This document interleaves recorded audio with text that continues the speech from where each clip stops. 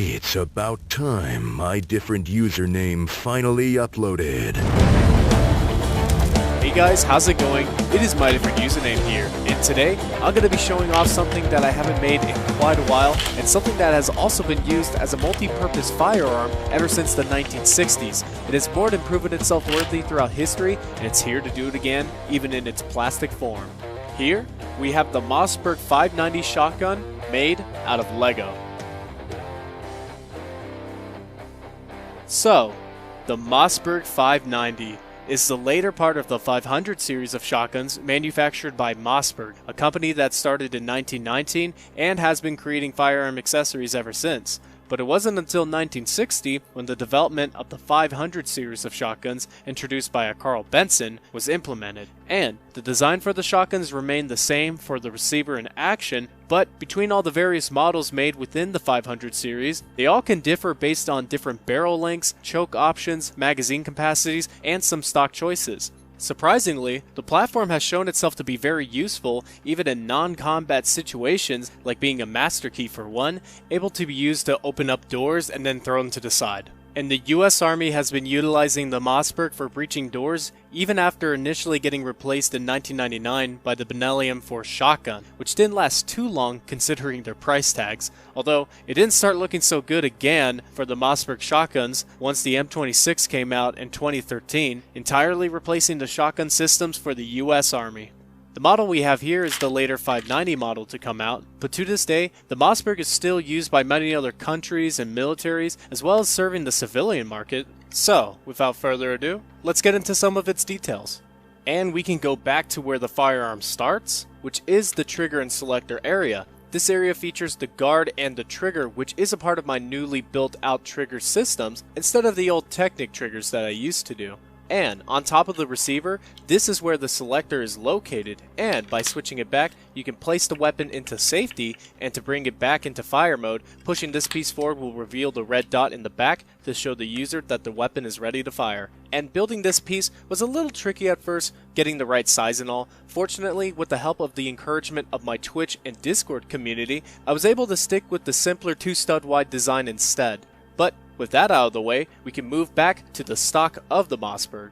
This stock here is just like any other sporting stock, except being Lego.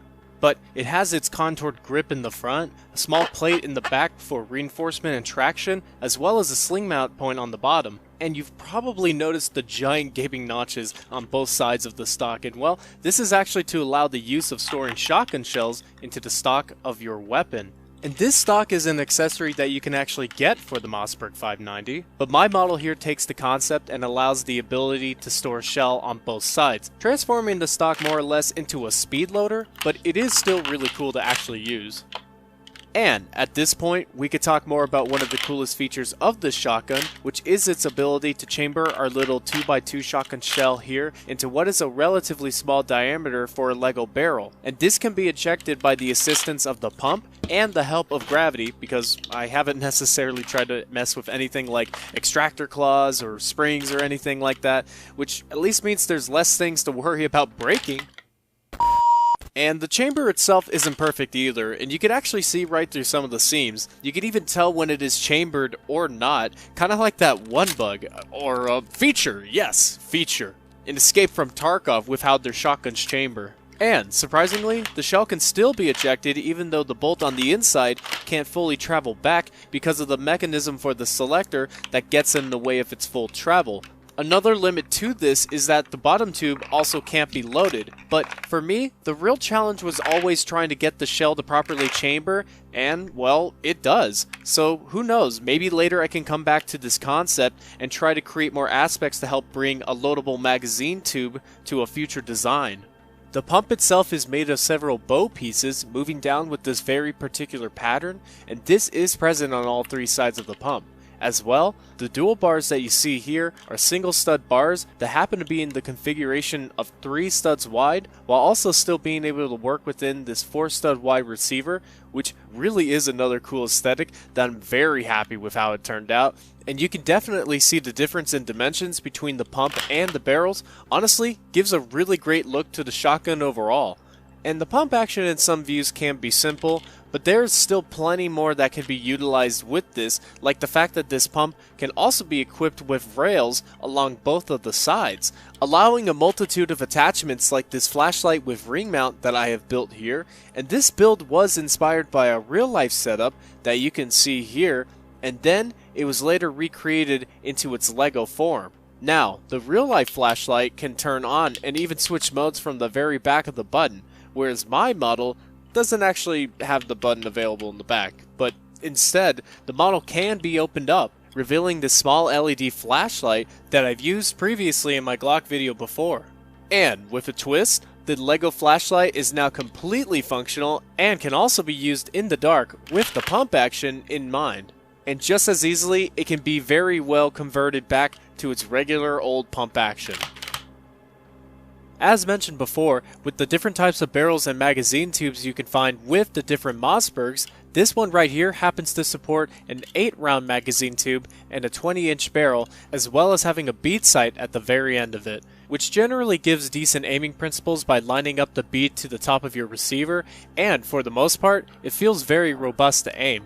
But this smooth barrel can actually have the tendency of heating up after dispensing multiple rounds a little too quickly, almost to the point of burning yourself when touched. So, to prevent this, a shroud that surrounds the barrel was created for the 590, and this right here is what is called the heat shield. This is the heat shield built for the 590, and getting an attachment like this to work was kind of tricky, and I was only really able to build this out because of the way that the barrel for the Mossberg was already designed, which let me tell you needed so many turntables, but it definitely helps give that really distinct look that only a heat shield can properly give off. And this also reinforces the original design for the barrel more, essentially taking the barrel at a 1 plate depth from before and turning it into 2, making the whole barrel fully reinforced against the receiver. And to be fair, I just honestly like the look of the heat shield, so that's mainly why I wanted to build it. And I mean, come on, it does look really cool, and just wait until we actually switch out the bead and the back end for a whole other pair of iron sights that we can equip for this gun. And these are the sporting sights for the Mossberg. As you can see, they have a really iconic look to them with these giant wings that protect the aperture in the middle, and all this rests on a single 1x1 stud that is then placed onto the top of the receiver for the Mossberg, which definitely is not the most stable way to mount, well, really anything, but at least it could be straightened out, and from there you could see the final result. And aiming this feels very nice. Looking to find the red through the aperture makes it great and easy to use. And this is how it compares to another example of Tarkov, because come on, I gotta show off Tarkov, like, it's a really good game. And I don't know what it is, but something about the heat shield and these iron sights together just really gives me what I want to call my favorite conversion of this gun. However, we are far from over, because when it comes to conversions, there is another one that I really want to show off, and this build was inspired from another video game, technically in mind. So, changing out some accessories like the heat shield and the sight up front here, and even bringing back the rails from the pump earlier, and swapping out the rear sight back here with this Picatinny rail that can equip a multitude of attachments, such as optics and even this ghost ring sight. And from this point, I think it's pretty clear to see what type of gun I have created, and this one comes from Rainbow Six Siege, the LEGO M590A1. And this is basically my favorite weapon to use whenever playing as Sledge or Smoke, but I haven't really played in a while, and I honestly for my life cannot imagine why that is. But regardless, I figured since we were making the 590, why not make the exact model used like in Rainbow Six Siege? I think I got the look of the weapon pretty much down all the way to even the iron sights, and aiming down with the tritium front sight is really cool, and actually it's such an easy effect to create as well, just using a little green lightsaber piece up in the front.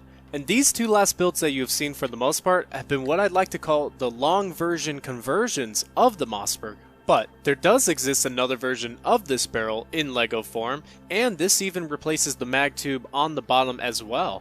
But now with the short barrel, it really does feel weird to have this sport stock also attached. It just looks so odd, and not only that, but... Wait, that's illegal. Thankfully though, this does have the ability to remove its stock end, similar to how it would in real life, and we can replace the typical stock piece here with the smaller and less conventional Raptor grip, designed for the shorter barrel in mind. And just like that, we have what is now known to a lot of people as the 590 Shockwave. The 590 Shockwave is basically what you would consider the shortened version of the original 590, nothing really too crazy, originally being only 39 inches in length and now being reduced down to 26.5 inches. It still makes a very notable weapon, even having the ability to load 5 shells within the magazine tube. But this Shockwave isn't quite complete yet, because firing a weapon like this, especially in 12 gauge, could be very difficult to handle for some, as you could easily lose the weapon with a poor grip. But with the addition of straps to the pump, this could help with essentially having your fingers being wrapped up and held so that you really never lose your grip while shooting. Even on the bottom of it, we have Mossberg written out with these special letter tiles, and now we have the full Shockwave build for the 590. And to show off that I wanted to replicate this as accurately as possible, we could even compare this to my very own 590 Shockwave. And I know I've done this before with the TAR-21, but I really just wanted to show off how close I can get to the real deal with my LEGO design. But to clear up some misinformation about any of this real quick, I must mention that this isn't technically a 590 and instead is a 590A1. The difference being that these ones were built with an overall thicker barrel, considering that the 590s had such heating issues, so that's what we truly have right here. And it has everything that I have mentioned earlier from the LEGO version, but this isn't LEGO. Also, considering the Shockwave in its basic form, I always thought to myself that I could actually enhance it to my own special liking, and here we have my own personal build for the 590A1 Shockwave. And the mods that I picked out for this Shockwave includes this rail system and red dot on the top, the flashlight and sling mount on front, and this stabilizing brace replacing the Raptor grip in the back. The red dot is actually the exact same Viper red dot that I had teased before from my previous video, and this is the real version of that sight. It can activate and adjust from the side here, and has a pretty vibrant red dot too. Right here we have the stabilizing brace, and this is an accessory that attaches to the rear of the gun and allows the firearm to be fired one-handed, similar in fashion to shooting a pistol. And the brace serves to help those who can't fully brace their weapon to their shoulder, so instead it helps brace it to their forearm, allowing those with limited abilities to still shoot. And near the magazine end cap, we have one mount system set up for a sling on the left side, and the rail system mount to attach the flashlight on the right side of the gun. With the addition of a sling, this could be added to the left side, while the remainder can also be wrapped around the brace too, making it a lot easier to use the sling overall. Whereas on the right side, the flashlight is used for when the sun cannot always be around to help you see, making situations in the dark a lot more viable, and this was specifically placed there so it does not interfere with my line of view while using it. But to activate, it's actually a lot easier to wrap my hand around the barrel and to use my left thumbs to press the normal, low, or strobe feature. And well, let's see how this stacks up in comparison with my own personal build being personally built out of LEGO. I really wanted to get everything down as far as the aesthetics go, and with how the mods actually engage with the rest of the Mossberg. I really wanted to make everything basically as legit as possible, so to start off, let's take a look at the flashlight and sling mount combo for my LEGO model. It's built quite differently than what you've seen previously on the real version, considering that these two mounts were so thin that together they essentially made up the same size as a normal brick would, and I wanted to make them into a stable platform so that they wouldn't break so easily, and that's what I built right here. And just like the real ones, this one works as well, the left side having the sling mount, which can take a sling that is essentially thin enough for LEGO. It mounts to the sling and to the stabilizing brace with this super duper official LEGO sling, which looks pretty decent. And on the right, we have our flashlight that you probably remember from earlier, but what's great about this rail system is that the flashlight isn't permanently fixed to it, meaning it could be removed and replaced with possibly a laser or really any other form of attachment. But moving back, the stabilizing brace here is without a doubt one of the most difficult attachments to make for the Mossberg. Considering the wicked angle that it sits at, not at all running straight with the gun, that this was also made to accommodate the crazy angle that you could see on the real version. And this was done using an L-shaped technique that runs along on the inside that connects both the brace and pistol grip together, which was built to be pretty accurate and ergonomic to the real life one. And the brace itself isn't meant to move at all and features some interesting details along the sides here, and also having the wings move down in this interesting angle from left to right. And this technically can allow my arm to move inside just like the real brace would, but it's not the most perfect system in the world. It kinda works. And I will at least say that definitely getting this part of the attachment to be so stable and look pretty decent too is something that I'm truly proud of. And if you guys haven't seen the CZP07 video, you should check it out via end card here or right after this. Not to spoil anything, but the red dot still doesn't necessarily work. But at least it looks just like the Viper red dot itself, featuring the two little buttons on the side here, as well as adjustment screws in the back and the curved facing glass up front. And, well, I'll admit, it does suck to have a red dot sight that doesn't work, especially on a gun like this, but luckily, I still have my big ol' holographic sight sitting around, and this actually does activate, and just like that, the LEGO Mossberg 590A1 Shockwave, with all these mods and attachments, feels like it's almost fully come to life. But I actually still have another bonus attachment for you guys, and believe it or not, but Mossberg has a separate model built for their shotguns that comes installed with a detachable magazine attachment, and this is what is normally referred to as the Mossberg 590M. This 5-round magazine does come with a super robust design, it's extremely thick all around, and it even has a little shotgun shell sitting on the top. It kinda saddens me though that I couldn't make all the available models in real life, but at least they are available in the digital version, which you can all still download and build. But fair warning, because those magazines were basically designed within the computer and I never fully tested them out in physical form, so if you end up deciding to build out those sections and essentially build out bigger magazines, they'll probably need a test trial or two before trying anything else. And the magwell region has been built differently to accommodate the 3 different cutouts on each side, and to minimize the time needed to build out this project, I did choose to make a simple push-pin magazine release system, which is a shame, but it's not too bad at least, because I could always go back to refine this design more, and possibly even make an automatic magazine release system instead. So, in conclusion, I can say with utmost certainty that it really does feel good to finally cover every single attachment built for this shotgun. It has been a long journey and was definitely not easy to get all this footage together and took an extraordinary amount of time to get done, but man, was it so worth it. I really want to know. But either way, it's exciting to finally get to this point in the video, and I hope you all have enjoyed as well. So, if you guys want to build your own Mossberg 590 shotgun out of LEGO yourself, you can download my instructions in the description below. And something that kind of hit me last second, but this gun doesn't necessarily shell eject, but if you really wanted it to and you ended up building the gun, here's a little instruction guide on how you can get it to shell eject yourself. First, and I think this is obvious, you should definitely be within your house, and also you should be in a safe area in general. From that point, you could actually take your Mossberg build, aim it up into the air, and then slightly point it over to the right. And what this does is essentially help with gravity, and at that point, you could pretend to fire the gun as if it's actually shooting, and then shell eject it. You could do this on your bed. Oh no, I'm sorry, George. Oh. You could do this on the couch, or you could safely do this on the floor, and this also gives you the effect of the shotgun actually shell ejecting. Wow. Awesome.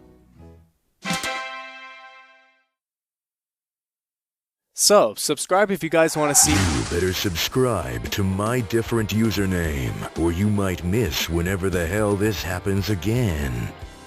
Yeah, what he said. Honestly, thank you so much, Gianni. Duke, that's what I said. But, yeah, if you actually want to check out Duke's other voice work, you can actually check out the link down below to his channel. Check it out. And, as always, thanks for watching.